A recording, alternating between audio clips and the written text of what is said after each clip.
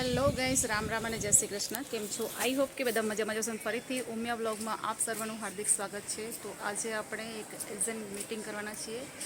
તો video skip ના કરતા, ચેનલ પર પહેલી વાર જ આવે તો વિડીયોને લાઇક કરો, શેર કરો અને ચેનલને સબસ્ક્રાઈબ કરો.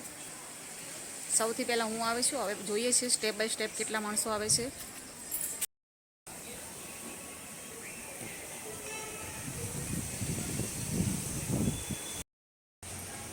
આ છે અમારા મંદિરનો હોલ, જ્યાંથી આપણે ચાલો પંખા ચાલુ કરી દઈએ.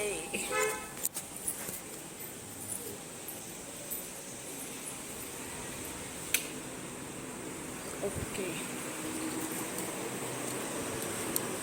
તો આ છે અમારા મીટિંગનું સ્થળ કે જ્યાં અમે મીટિંગ કરવાના છીએ.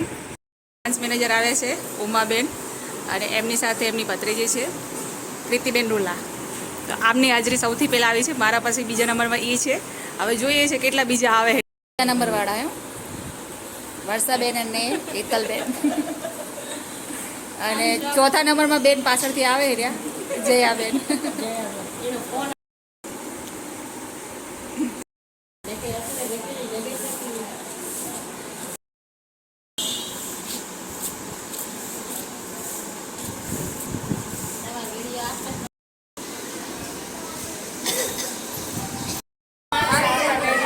સૌથી છેલ્લી ટીમ આવી એમ.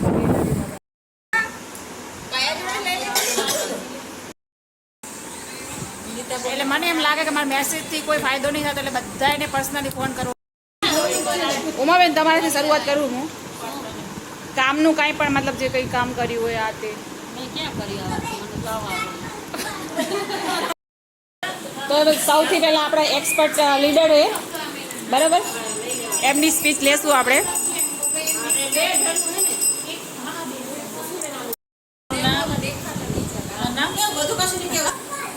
મારું નામ રાઠોડ કૈલાસજી છે. હું આરાધનામાં છેલ્લા 4 મહિનાથી જોડેલી છું. ઓકે. અને અત્યારે મારું લગભગ 33,500નું કવરેજ છે. સરસ. અને મારી નીચે હાલમાં 6 એજન્ટ કાર્યરત છે, અને ટૂંક સમયમાં 10 પૂરા થશે. આરાધનામાં જોડાઓ અને સારી કામગીરી બધા મારી જેમ કરો. બસ અસ્તુ. જય હિન્દ, જય ભારત. બોલો. શું બોલવાનું? પછી મને સારું લાગે છે અને મેં કામ પણ સારું કર્યું છે. અને ટૂંક સમયમાં મારી બ્રાન્ચ ખોલવાની છે. એટલે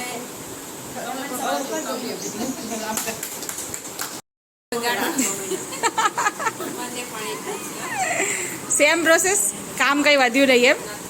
બરાબર. તમારે ઉર્મિલાબેન? ઓકે, સરસ. તમારે?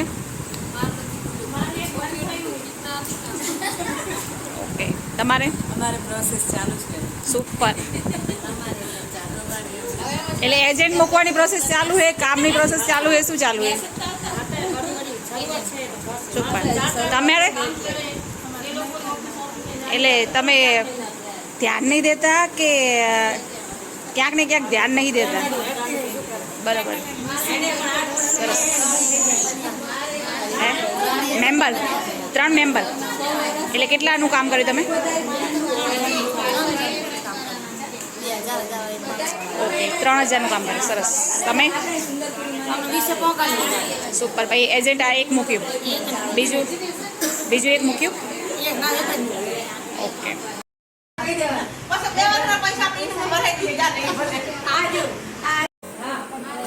સૌથી પહેલા તો એક પહેલી તારીખ, 10 તારીખ, 30 તારીખ અને 20 તારીખ 3 દિવસ મહિનામાં આપણે પડશું. ઓકે, વગર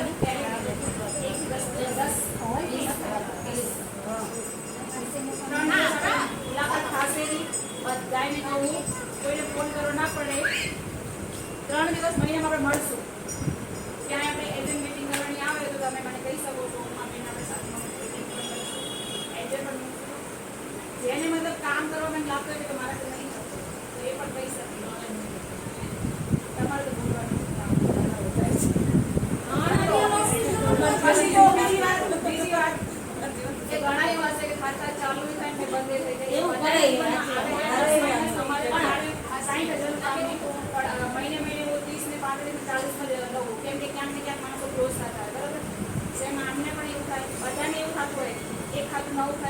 બંધ થઈ છે બરાબર. પણ આપણે કન્ટિન્યુ કામ કરવાનું છે. મહિનામાં 3 વખત મળવાનું થશે અને 1 થી 20 વચ્ચે 1 થી 20 વચ્ચે તમારું રિકરિંગ જમા કરી દેશે. અને 21 થી આ મહિનામાં હું 22, 23 કે 24 સુધી હું બરાબર 4 દિવસમાંથી જેની પાસે હિસાબ આવે એ બધું જમા કરી દઈશ. કમ્પ્લેન એ છે આ 8 વર્ષ હવે આપણી મદદ બધાને ચકરી કરી દે પણ અમે 8 વર્ષ તો ઓલા વીમા ભરે 15 ને 25 વર્ષ ભરે એમને કામ નહીં લાગતું. આમાં જો પહેલી વસ્તુ શું છે કે લોકો આપણે ટ્રસ્ટ ભરે કરી એના થોડી કંઈ 2 વર્ષ કે 3 વર્ષ. ના એક વિશ્વાસ નહીં લોકોને પણ પૈસાની જરૂર બધાને હોય. ઘણા જે લોકો એમ કહે ને, સાલે સાંભળો, વિકાસ મંડળ હતું ને બીજું એને આ કર્યું ને અહીંયા પૈસા એના વધે ને તમને જે એમ કહે ને કે 8 વર્ષ કોને જોઈએ પૈસાની જરૂર બધાને હોય. કોઈ એવું નહીં કે પૈસાની જરૂર નહીં પડે. આપણે 8 વર્ષ સુધી અમે પૈસા દેવાના જ થાય. મેં એમને આપણે ઈ જ વાત કરી અને વીમો પણ છે ને, દેવાના છે 6 મહિનાથી તમને કોણ ચાલુ કરે 6 મહિના તો ભલે ના હોય ના, તમે ખાતું કર્યું, તમે એજન્ટ હો ને ત્યારે તો તમને મહિને વર્ષનું 1 લાખનો વીમો મળે. તો લેવો હોય તો જ ને એવું જરૂરી બાય ચાન્સ આપણને કંઈક થઈ ગયું તો અગર આપણો મેમ્બર જે રહે ને એને તમે કોઈ પણ બેંકમાં જમા કરાવો તો ખાલી તમારે જે મતલબ વ્યાજ હશે એ મળશે. મૂડી અને વ્યાજ બરાબર.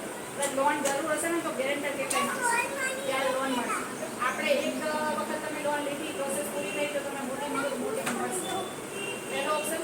બીજો બાય ચાન્સ કંઈક વ્યક્તિને થઈ ગયું તો 500 ને 10,000 ની એનો વીમો મળે. એના એમાઉન્ટની સાથે એનું તો વ્યાજ સહિત મળવાનું છે પણ એનો વીમો મળે. અગર 1000 ભરતો તો 25,000 તો એવી રીતે એનો વીમો પણ કેટલો થઈ ગયો 2000 ભરતો 50,000 વીમો થાય ને. તો આ એક ઓપ્શન આવતું હોય ને આપણા ઘરમાં જ બધા પેલા વિરોધ કરે પછી માલ લાગે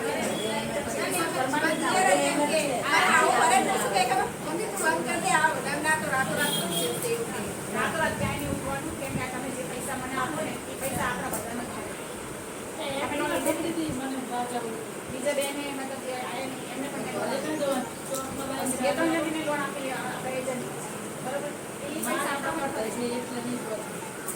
10% જ મને મળે. ઘણી વાર તો આ ભરતો હોય પૈસા એનો રેટ થઈ જાય તો એમને મતલબ એના પૈસા મળે જેટલા પણ ભરેલા મિનિમમ 12 મહિના ભરેલા હોવું જોઈએ. કોઈ વ્યક્તિને એની મૂડી એનું વ્યાજ અને કદાચ 1000 ભરતો હોય તો 25,000 રૂપિયા તમને શું કહેવાય વીમા પેટે આપે. વસ્તુ ખોટું એક વર્ષ ભરે તો 1 વર્ષના જ આવે 1 વર્ષની મૂડી વ્યાજ અને એને વીમો પણ આપે. અને એ કહી દે ને બધાને આવવાનું છે. આપણે 28 તારીખે બધાને આવવાનું છે. ઉમેદવાર 28 તારીખે આપણે જેસડા મુકામે એક ઓપનિંગ છે એમાં બધી બહેનો 28 તારીખે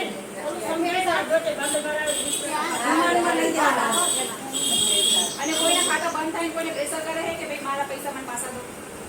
હા છે ને તો એમને કહી દેવાનું આપણે ચોપડીને જે પાછા નિયમો મેં લખી કીધું બધા નિયમો લખેલા પેલા વાંચી લો. પહેલા જો તમે ખાતું ખોલો ને હવે પછીની કોઈ આ બધા લોકો આપણા જો ગેમ રમે ખબર 6 મહિના પૂરા થાય 6 મહિના કાંઈ નહીં બોલે રેગ્યુલર કરશે અને જો 7મો મહિનો થાય ને એટલે કે તમારે જો હવે તમને કહું આપણે સ્માર્ટફોન વાપરીએ છીએ જ્યાં નવું ખાતું કરીએ ને એને પહેલા ક્લિયરિટી આપી દેવાની કે ભાઈ આટલી ફેસિલિટી તમને મળશે. પ્લસ આની સાથે જો તમે કદાચ 6 મહિના ભર્યા અને પછી તમે ક્લોઝ થયા તો 6 મહિના પછી તમે જે પણ ભરશો ને 30% લેસ કરીને આપવાનું બરાબર. એટલે આ એ ના આવે છે અમને નહીં કહેવાનું રૂલ્સ. આપણે એકદમ દઈએ ને ત્યારે એમ પેલા ચોક કરી દઈએ એમને તો દઈએ પણ તમારે નહીં હપ્તો નહીં બંધ કરવાનો એટલે એવું લઈને હું પાછો લઈ જઈશ. લેટ આપવાનું કારણ શું ખબર છે? આ જ કારણે લોકોને 6 મહિના થાય તમે બધા કહો ને કે ભાઈ અમારા ગિફ્ટનો ટાઈમ થઈ ગયો પણ 2-3 મહિના વધારે આપવાનું કારણ જ આ છે કે લોકો એને 6-7મા મહિને પછી હપ્તો ક્લોઝ કરી દે. ગિફ્ટના પૈસા તમને ભરવા પડે માથે પડે ને એ વ્યક્તિ પછી આપણને તો માથે પડે ને એમ આપણે વિશ્વાસ કરો ને આપણે તો કઈ ના કરવાનું હોય. એટલે એ વાત કમસે કમ 2 વાર ટાઈમ કરે તો ભરવો જ પડશે. બીજું